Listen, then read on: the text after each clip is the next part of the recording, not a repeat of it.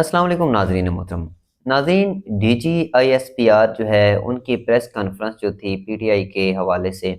یہ کانفرنس اس وقت پورے پاکستان میں زیر بحث ہے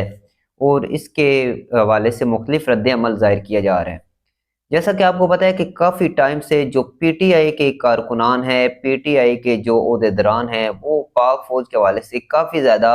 بیہودہ لفظ استعمال کر رہے تھے اور ابھی بھی کرتے ہیں۔ ہم یہ نہیں کہتے کہ اب جو الفاظ وہ بیان کرتے ہیں ہم اس بارے میں کچھ نہیں کہیں گے، لیکن یہ ہے کہ پاک فوج جو ہماری ہر وقت حفاظت کرتی ہے ان کے خلاف بات سوچ سمجھ کر کرنی چاہیے، کیونکہ اگر ہم اپنے گھر کی بات کریں گے جو دشمن ہوتے ہیں ان کو مواقع مل جاتے ہیں۔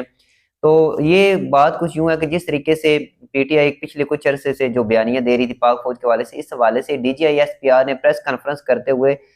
جو عمران خان کے بیٹے ہیں ان کو بڑا پیغام بھیجا ہے۔ انہوں نے کہا ہے کہ جو ان کے بیٹے ہیں، ان کے صاحبزادے ہیں، اگر عمران خان اتنا درد رکھتے ہیں اپنے ملک کے لیے، اگر ان کو لگتا ہے کہ پاک فوج ٹھیک نہیں ہے تو وہ ٹھیک کرنے کے لیے اپنے جو بیٹے ہیں ان کو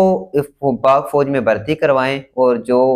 سپاہی شہید ہو رہے ہیں اس جگہ پر ان کو بھیجیں، ان کو پتہ چلے کہ وطن سے محبت کیا چیز ہوتی ہے یا پھر دشمنوں سے لڑنا کیسا ہوتا ہے۔ تو بیٹھ کر باتیں کرنے سے کچھ نہیں ہوتا۔ تو اس حوالے سے جو مختلف چہم گوئیاں کی جا رہی ہے، لیکن پاک فوج نے بہت اچھا جو ہے وہ میرے خیال سے یہ پیغام بھیجا ہے کہ جو بھی لوگ جن کو تکلیف ہے اس چیز سے کہ پاک فوج کیا کر رہی ہے کیا نہیں کر رہی ہے، تو وہ ہماری جگہ پر آئیں، آ کر دیکھیں، پھر آپ کو سمجھ آئے کہ پاک فوج کے کیا معاملات ہیں، وہ کس طریقے سے آپ کے ملک کو انہوں نے حفاظت میں رکھا ہوا ہے۔ آپ لوگ اگر سکھ کی نیند سوتے ہو تو کس وجہ سے سوتے ہو۔